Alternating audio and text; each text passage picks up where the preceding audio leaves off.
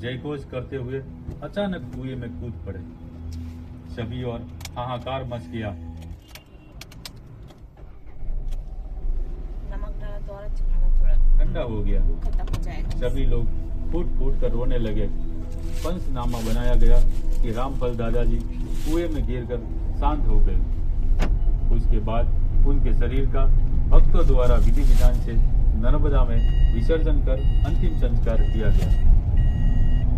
उसके बाद सन 1895 से 1896 में श्री रामफल दादाजी सुहागपुर के इमलिया नामक जंगल में प्रकट हुए। लोगों को जैसे ही ये खबर लगी वैसे ही इनके पास आने लगे। लोगों को उन्हें देखकर बड़ा ही आश्चर्य। हम खंडवा पहुंचने वाले हैं और कथा सुन रहे हैं। आज यहाँ औदुंबर वृक्ष के नीचे धुनी वाले दादा और डंडे को धारण कर रामफल बैठे हुए थे और केशवानंद जी के तथा बच्चे बूढ़े सभी झुंड के झुंड उनके दर्शन करने हिमालय के जंगल में लीला का वृतांत की चर्चा हम अगले वीडियो भाग 2 में करेंगे। उम्मीद करता हूँ आपको वीडियो पसंद आया होगा। जय दादाजी धुनी वाले, नर्मदे हर। दोस्तों, अगर आपको हमारा वीडियो अच्छा लगा हो तो लाइक करें, अपने मित्रों में शेयर करें और हमारे चैनल को सब्सक्राइब जरूर करें। नर्मदे हर। खंडवा जंक्शन भावना उठिए। खंडवा जंक्शन आ गया। How romantic. मेरी अभी मैच्योर होने वाली है ना। हम ना पेरिस चलते हैं। थोड़ा बैलेंस तो देखना चाहिए। बैलेंस दोनों का जो भी हो, पर मेरा इंटरेस्ट ज्यादा है। पेरिस में मेरी एफडी का इंटरेस्ट ज्यादा है।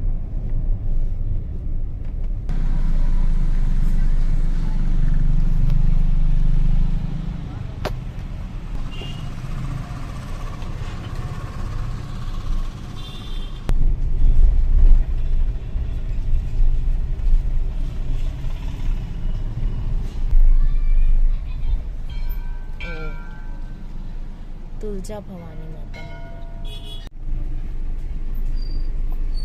श्री दत्ता जी दरबार।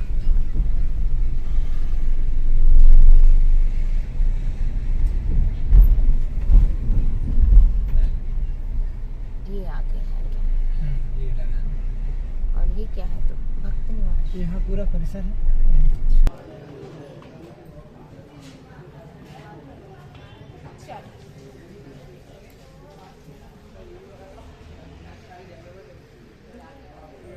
हवन सामग्री ले लिया ना? हाँ, ले लिया। तो दोस्तों, आ गए हम दादाजी धुनी वाले। दादाजी भी है और दादाजी के धाम धुनी वाले खंडवा। खंडवा। नर्मदा किनारे कितने ऋषि मुनियों ने तप किया। जमदाग्नि ऋषि, मार्कंडेय ऋषि, जबाली ऋषि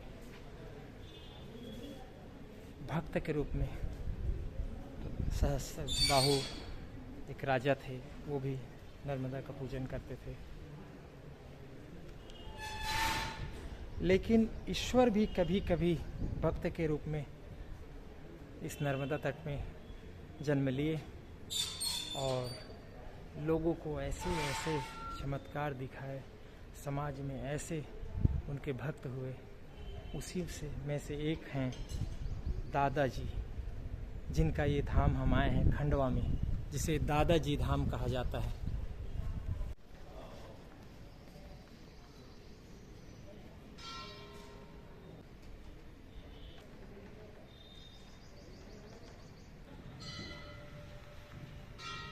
अभी क्या पिया आपने? ये चरणामत जल जल जो भगवान को स्नान करने वाला जो जल है वो पिया। अभी वहाँ नीचे भरा रहता है। नीचे भरा रहता है, तो वहाँ से आकर यहाँ बेला होता है और फिर उसको चरणामत पीते हैं।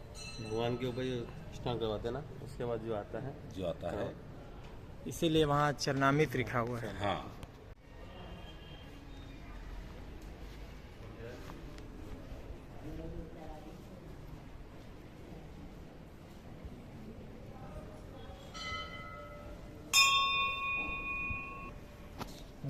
हमेशा चलते हैं। ये धुनी सालों से जल रही है। जब धुनी प्रज्वलित किए थे धुनी वाले दादा यहाँ के, उसने उन्हीं के नाम से तो धुनी है।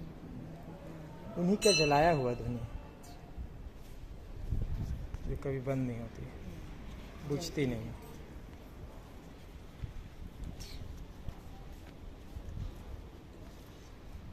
यहाँ तो आज खाली खाली सा दिख रहा है, लेकिन मेले के समय तो यहाँ बहुत भीड़ लगती है, बहुत भीड़, लाखों की भीड़। चलो अंदर दर्शन करके आ जाओ।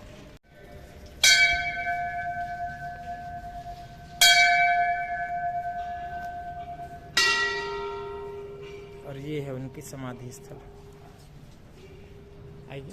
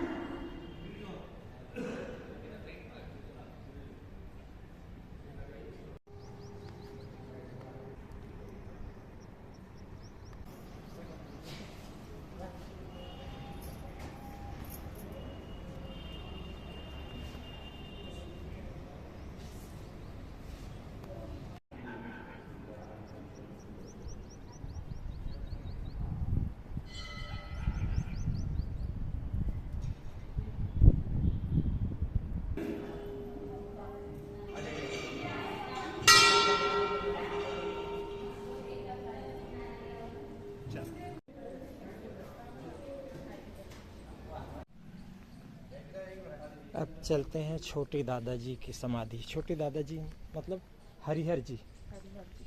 और जो उनके शिष्य थे, उनके गुरु जी बड़े दादा। अच्छा। ऐसे इस तरह छोटे दादा और बड़े दादा यहाँ कहा जाता है। ये है छोटे दादाजी की समाधि। चलो उधर से चलते हैं।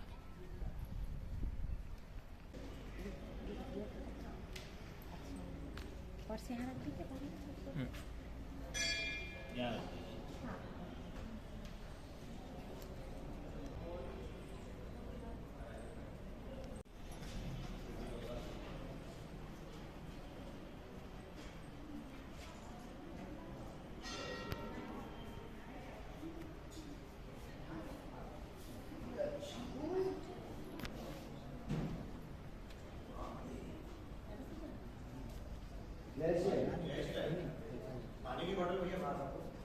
दो। पहले वो दादाजी पढ़ कर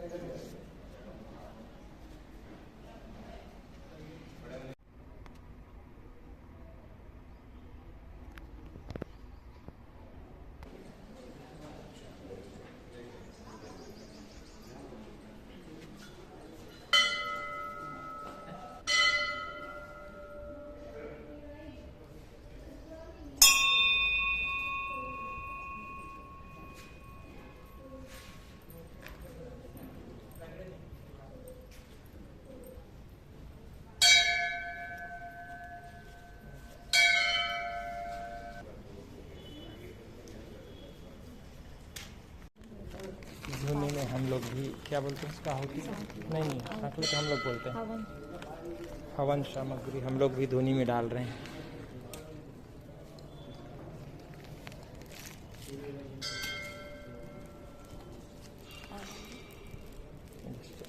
आप कितने नारियल डाल रहे हैं धुनी में?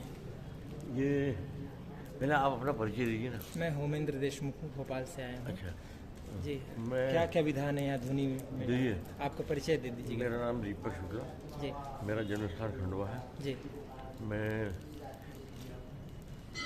मेरी दादाजी के प्रति अथाह श्रद्धा, साक्षात ईश्वर इनके अलावा मैंने किसी को नहीं माना कभी, और मेरी हर मनोकामना भगवान की कृपा से पूरी हुई। हर मुसीबतों से इन्हें निकाला है। साक्षात धरती पे ईश्वर दादाजी ही। और मैं अब मेरे मन में इच्छा थी कि मेरी कुछ बातें पूरी हुई। मेरी इच्छा थी मैं 124 नए भगवान को 124 जी 124 ही क्यों? 108 हमने सुना है। देखिए, जैसे आपने किसी से 108 सुना, किसी ने 51, तो मैंने भी किसी से सुना कि भाई 124। मतलब ये अपनी श्रद्धा, अपने मन की जो भाव होते हैं जी। मेरे मन में भाव कि मेरे 124 नारियल की आहुति दे रहे हैं आप धुनी में। ये कितने साल से जल रहा है ये धुनी? ये मेरी जानकारी के अनुसार बता रहे हैं 1930 में समाधि ली थी, तो ये उन्हीं के समय से, उनकी समाधि लेने के पूर्व उन्हीं के यहाँ से प्रज्वलित धुनी है।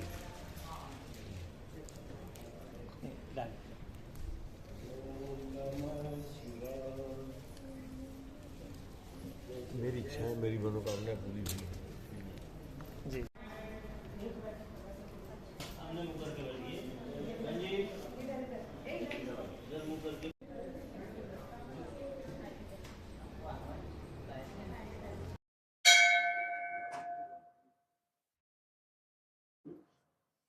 जाओ ना, प्रणाम करो।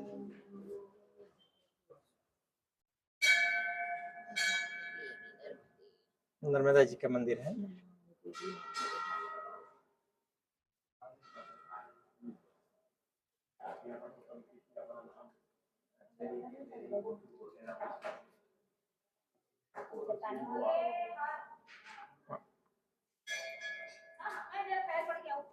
जय श्री राधे। जय श्री राधा जी की कल्याण। हमारे साथ आशीष चटके जी है जो बताएंगे इस स्थान के बारे में, जुड़े हुए हैं सेवक के रूप में। जय श्री दादा जी की। यह धुनी वाले दादाजी का आश्रम है। यहाँ पर बड़े दादाजी महाराज केशवानंद स्वामी श्री धुनी वाले दादाजी की समाधि है और उनके शिष्य हरिहर बोले भगवान छोटे दादाजी महाराज की समाधि है। आप दोनों गुरु शिष्य हैं। बड़े दादाजी महाराज को शिव जी का अवतार माना गया है, उनके जो शिष्य हरिहर बोले भगवान को विष्णु जी का अवतार माना गया है। बड़े दादाजी महाराज 1930 में इसी स्थान पर यहाँ समाधिस्थ हुए थे। उसके 12 वर्षों बाद छोटे दादाजी महाराज हरिहर बोले भगवान 1942 में उनकी यहाँ समाधि बनाई गई है। धुनी माता 1930 से यहाँ प्रज्वलित है, जब से अखंड धुनी माता यहाँ पे प्रज्वलित है और लाखों श्रद्धालु दादाजी को मानने वाले वर्ष भर पूरे देश में विदेशों से आते हैं। तो इसीलिए बड़े दादा और छोटे दादा यहाँ बस दो ही दादाजी महाराज हैं, बड़े दादाजी धुनी वाले दादाजी। ये हम सुनते हैं यहाँ बहुत लाखों की भीड़ आती है, वो किस समय आता है? ये आती है जो गुरु पूर्णिमा, आषाढ़ की जो पूर्णिमा आती है गुरु पूर्णिमा, उस पर यहाँ पे लाखों आदमी यहाँ पे समय रहता है, दादाजी को शीश नवाने के लिए यहाँ पे आता है। और 1930 से दरबार है और 24 घंटे दरबार खुला रहता है। आप कोई भी आइए, 24 घंटे कभी पटबंदी होते हैं, दिन में 4 समय सेवा होती है, 4 समय आरती होती है।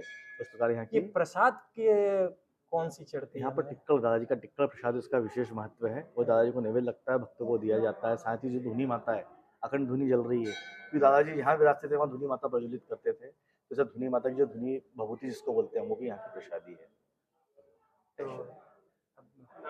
आइए, धुनी वाले दादाजी, इसलिए उनका नाम धुनी वाले दादाजी पड़ा हुआ है। हम हैं अभी धुनी वाले बाबा में और हमारे जैसे ही दर्शन करने के लिए और बहुत सारे लोग आए हैं। आइए उनसे बात करते हैं। नमस्ते। नमस्ते, कहाँ से आए हैं आप? नागपुर से आए हैं हम लोग। ओमकारेश्वर गए थे।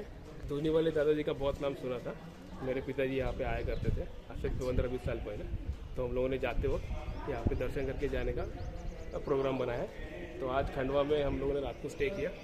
ये मेरा पूरा परिवार है और यहाँ पे आने के बाद हमको एक अलौकिक शक्ति महसूस हो रही है।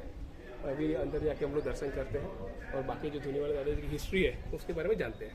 पहली बार आए हैं तो और पहली बार आए? मैं पहली बार। अब दर्शन करके आइए आप।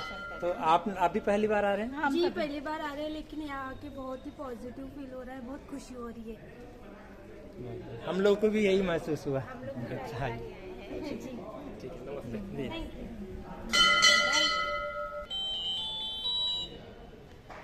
ये बड़ी धुनी वो स्थान है जहाँ से उस तरफ ले गया जाया गया है धुनी को। तो पहले यहाँ चलते हैं। हाँ, तो धुनी तो बदल गया है, लेकिन अग्नि वही है जो प्रज्वलित हुई थी। जगह चेंज हो गया है यहाँ से।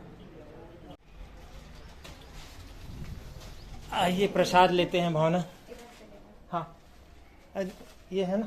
हाँ, ये देखिए ये प्रसाद है। ये सब क्या है? यही तो वो टिक्कड़ प्रसाद है ना जो भोग लगता है। ये जो हमें मिला है ना, यही है। क्या नई दुनिया वाले क्या? इसी का भोग लगता है ना। नर्मदा पुराण में जिक्र आता है कि नर्मदा की स्तुति ऋषि मुनि तो करते रहे हैं, ईश्वर भी किसी न किसी रूप में स्तुति करने पहुंच जाते हैं।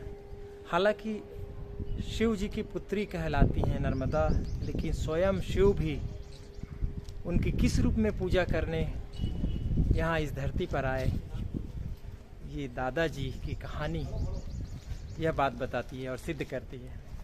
दोस्तों आगे चलते हैं। कैसा लगा? बहुत एकदम शांति और एक ऊर्जा जैसे शरीर में। मुझे भी आज इस दादा जी के धाम में खंडवा के आके बहुत अच्छा लगा और सकारात्मक ऊर्जा का आभास हुआ। चलिए, यहाँ भोजनालय भी है, यहीं भोजन भी कर लेते हैं, है ना? हाँ। ठीक, ये बना के लाए घर से। देखिए यहीं गौशाला भी है आश्रम परिसर में, समाधि स्थल के पीछे, और लोग गौ की सेवा करते हैं। इतनी सारी गायें हैं।